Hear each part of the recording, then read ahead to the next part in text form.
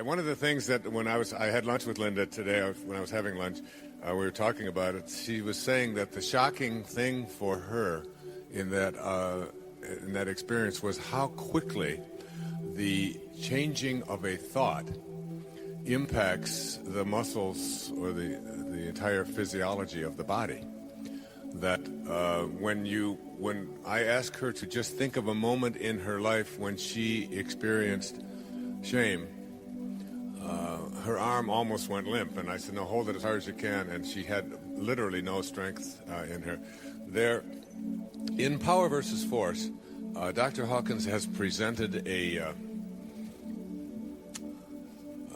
scale that I want to present to you here today, and it's just an arbitrary scale. It's numbers these numbers could go from 0 to 2 million, or they could go to 0 to 10 or whatever. His scale goes from 0 to 1,000, and what it is a scale that measures energy.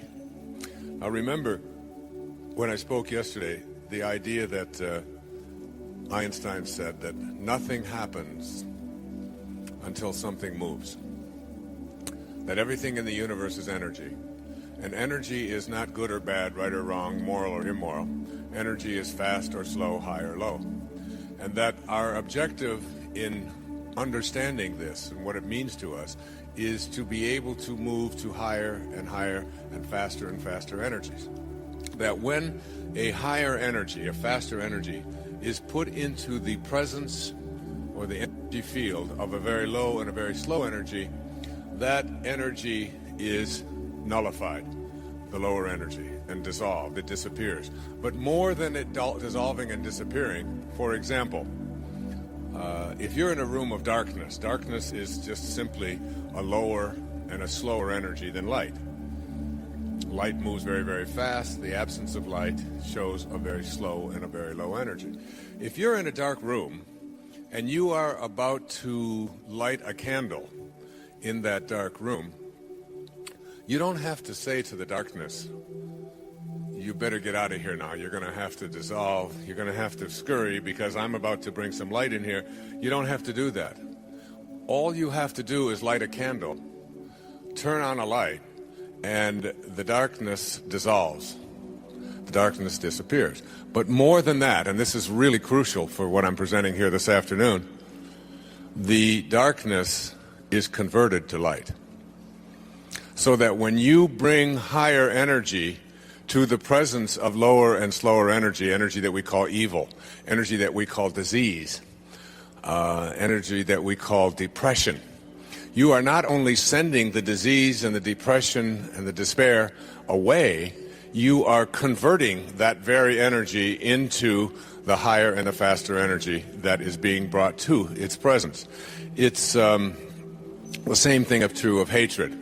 When you bring love to the presence of hatred, hatred not only dissolves, but it turns to love. When you bring higher energy, even in the field of medicine, we're discovering now with energy medicine that experimentation is being done now. Andy Weil, who I was just with the other day, suggests that the medicine of the future will be energy medicine, and that medical doctors will be in medical schools will be trained in energy medicine. It'll be the real upcoming area for investigation and for research.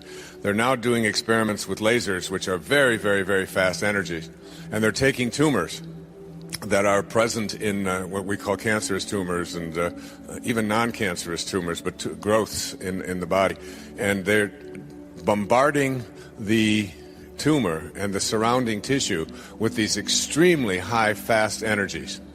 And they're discovering that not only do the tumors begin to dissolve and begin to be removed, but the energy that was in the tumor is now joining with the higher, faster laser energy, and it is being converted into something that we call healing or health. The implications for what I'm speaking about here are absolutely astonishing for everything in your life.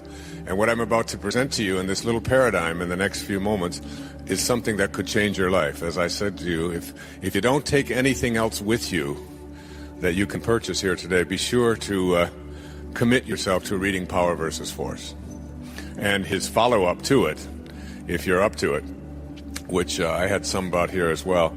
It's called the eye of the eye. And in there he talks about how we can calibrate virtually everything in our lives. Every book of the Bible has been calibrated. All of the great songs have been calibrated. The calibration goes like this. Over here to my left is a calibration of 0.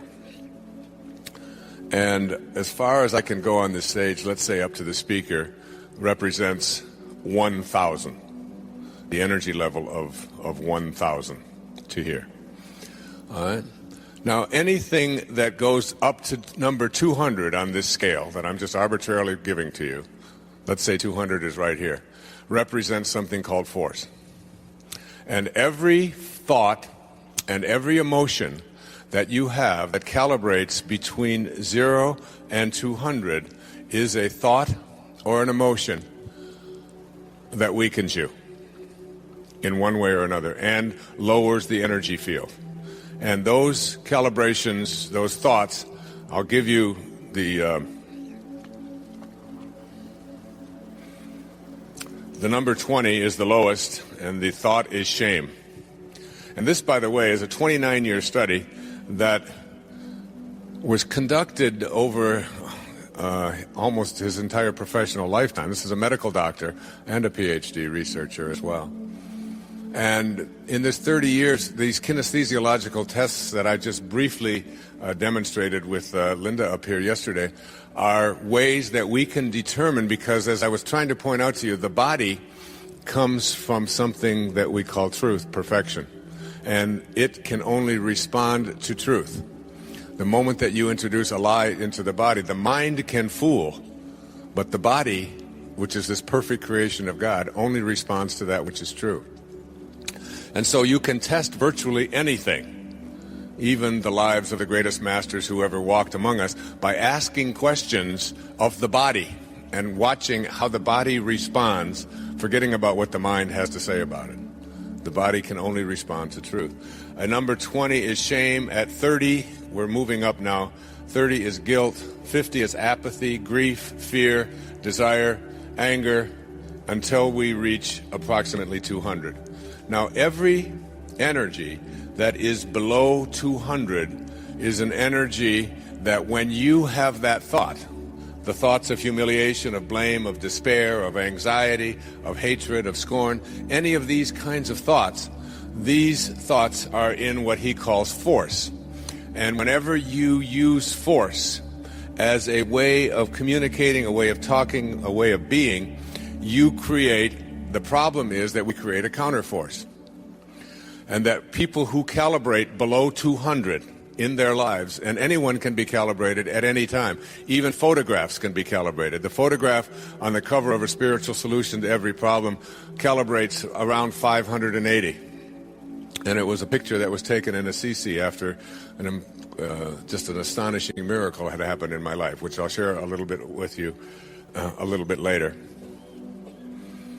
And we have seen experiments where they'll take a picture of a Mother Teresa and they'll take a picture of a Charles Manson, and they will put those photographs in envelopes that the person holding them doesn't know who is in the envelope. And the picture of Charles Manson, who calibrates somewhere around 30 or 40, will make the person go weak, and they don't even know what picture that they're holding. You have to, it's almost like I said yesterday, you have to willingly suspend your disbelief. You have to do a somersault into the inconceivable and allow yourself to open up to the possibility that every thought that you have and every emotion that you have and every internal experience that you have has an impact not only on you, but as I'll demonstrate to you in a few moments, on everyone that you encounter in your life and everything that you encounter in your life and whatever energy field that you radiate to.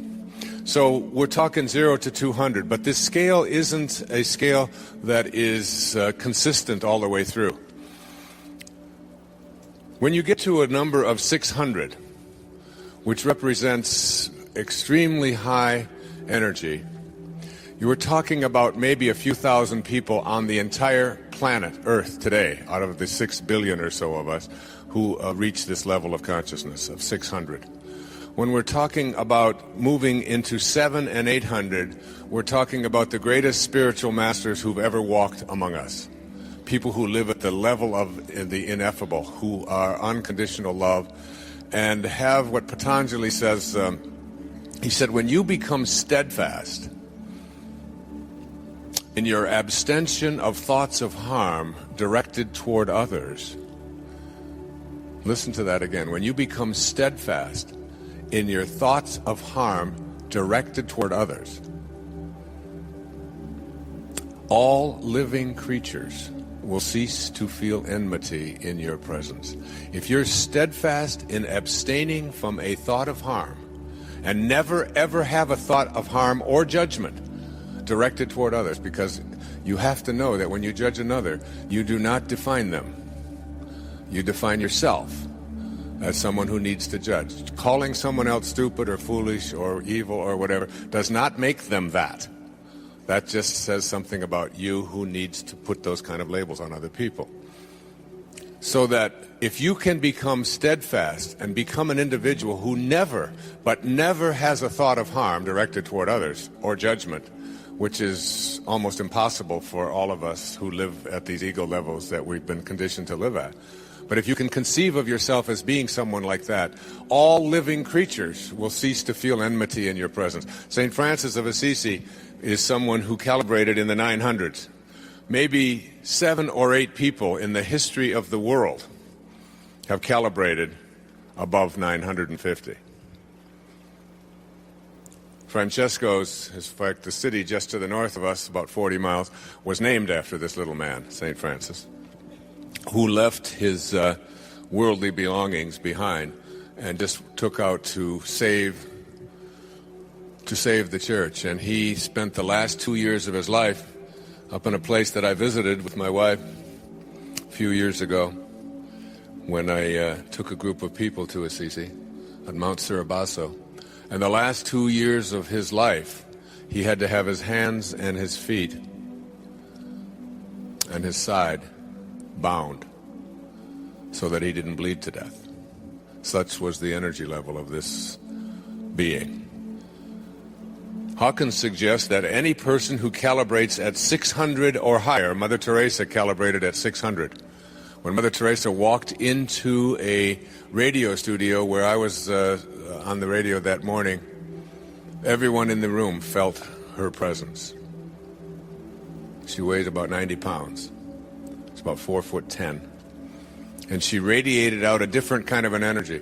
And he suggests in Power versus Force, with his academic and research background, that anyone who can raise their calibration level to the level of 600 or higher, everyone in that energy field is automatically healed. Disease cannot survive when you are around that kind of energy.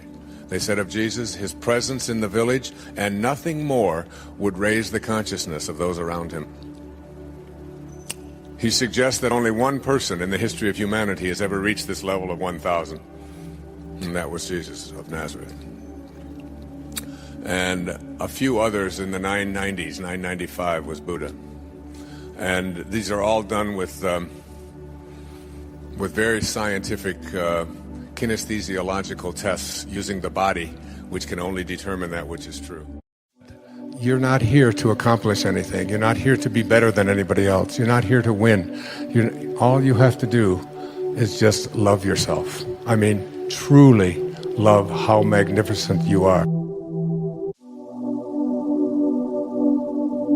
And that's what I meant when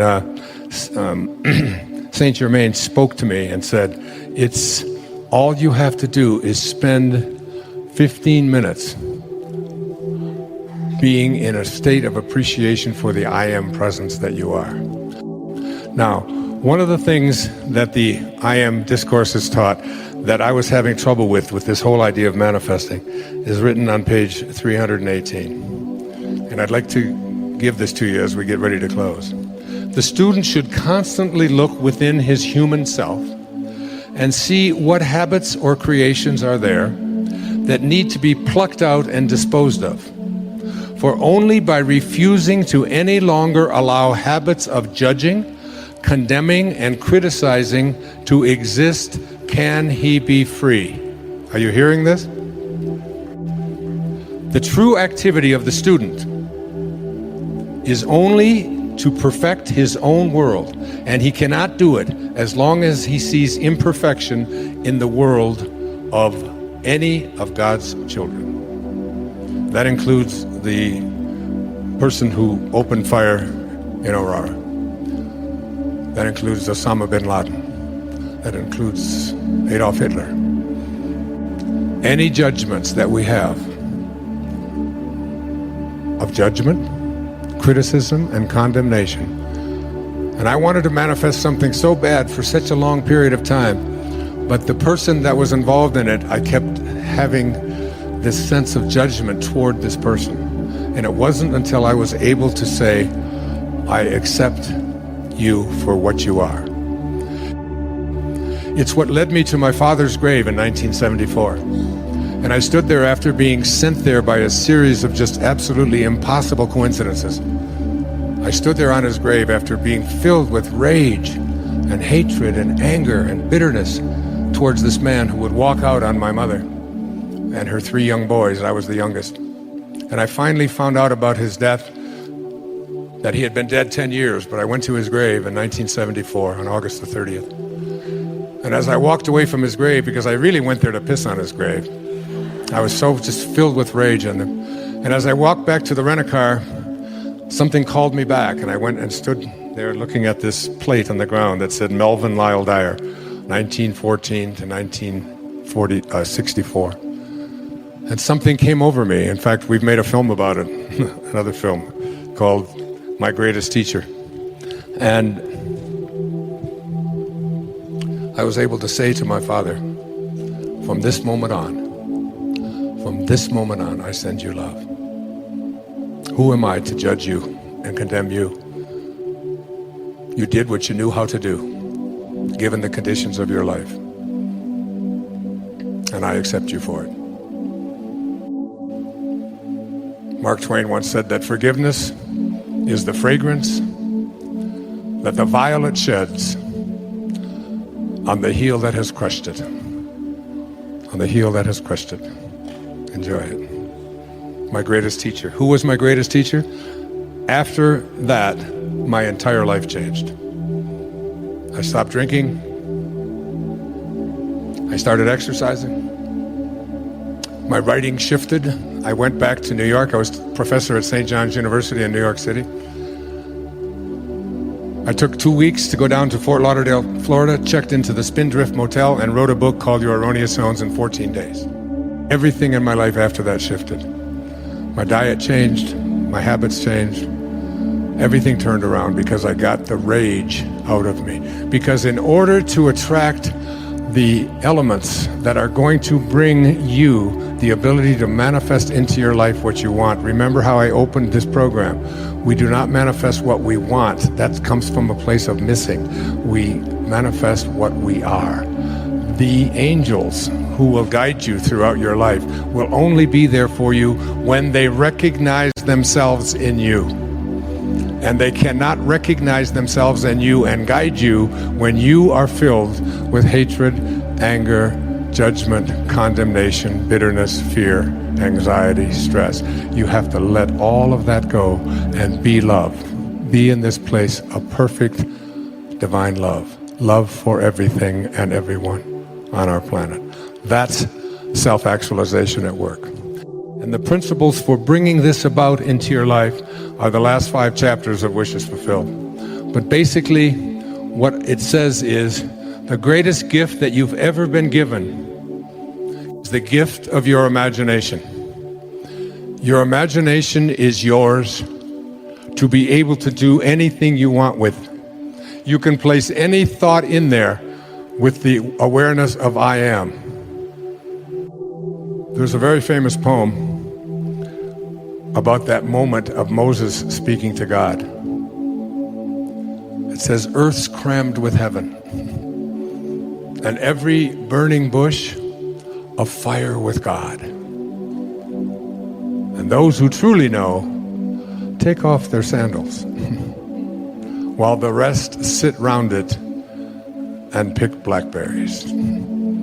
It's your call. It's your call. So your imagination is the greatest gift that you've been given.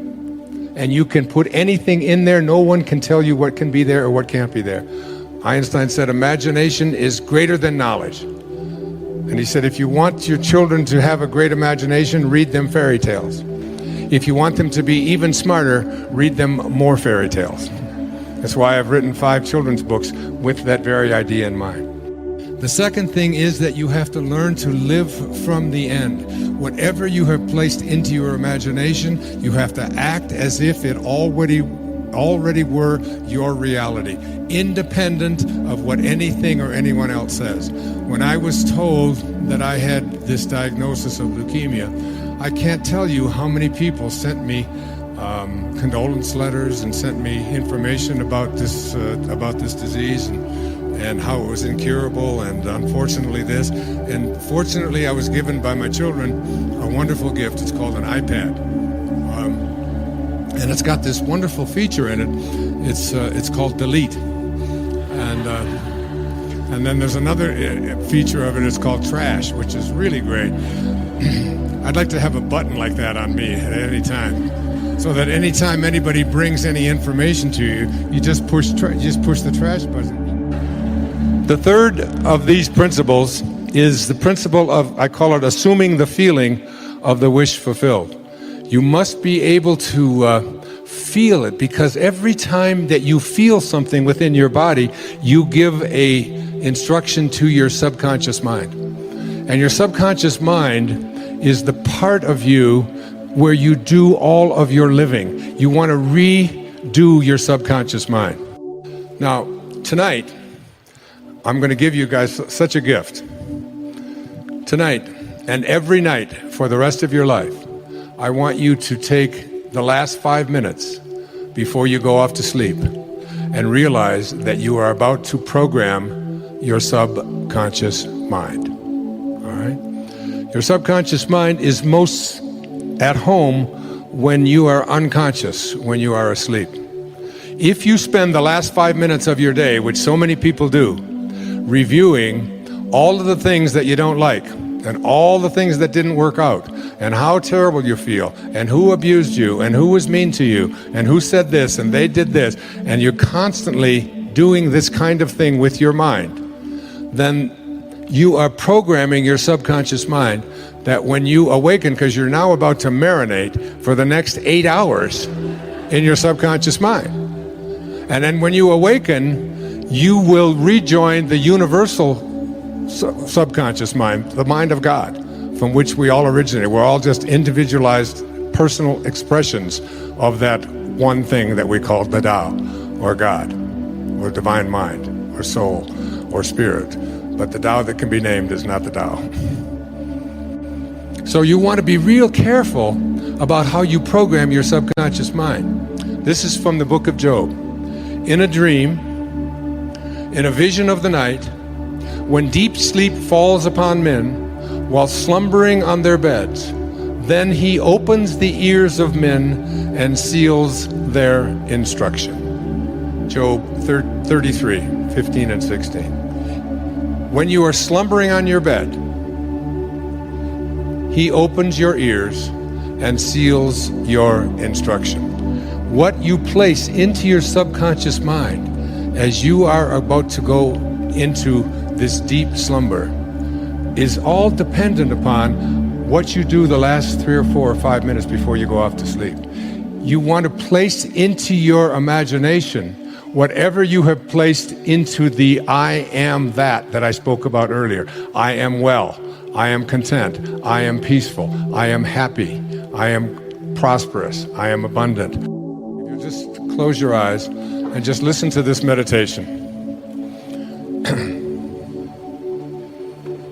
It's from the book 3 Magic Words.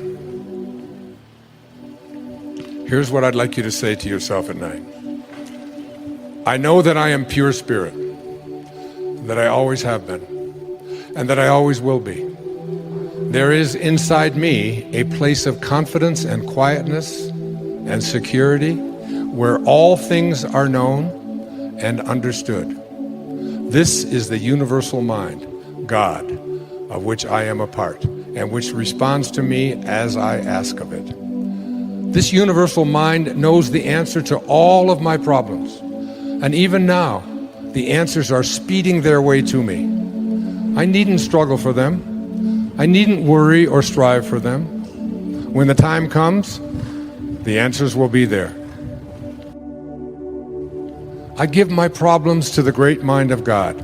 I let go of them, confident that the correct answers will return to me when they are needed. Through the great law of attraction, everything in life that I need for my work and fulfillment will come to me. It is not necessary that I strain about this, only believe, for in the strength of my belief, my faith will make it so. I see the hand of divine intelligence all about me, in the flower, the tree, the brook, the meadow. I know that the intelligence that created all these things is in me and around me, and that I can call upon it for my slightest need. I know that my body is a manifestation of pure spirit, and that spirit is perfect. Therefore, my body is perfect also. I enjoy life, for each day brings a constant demonstration of the power and wonder of the universe and myself. I am confident, I am serene, I am sure. No matter what obstacle or undesirable circumstance crosses my path, I refuse to accept it, for it is nothing but illusion. There can be no obstacle or undesirable circumstance to the mind of God, which is in me, around me, and serves me now. This is the great lesson. Know this within you. When Herman Melville was writing Moby Dick, he wasn't writing about a man looking for a whale. He was writing about a man, Ahab, trying to find his higher self. He said these words, "For as this appalling ocean surrounds the verdant land, so in the soul of man lies one insular Tahiti, full of peace and joy, but encompassed by all of the horrors of the half-lived life." In every moment of your life as you leave here today, you have this choice. You can either be a host to God or a hostage to your ego. It's your call. Thank you. God bless you.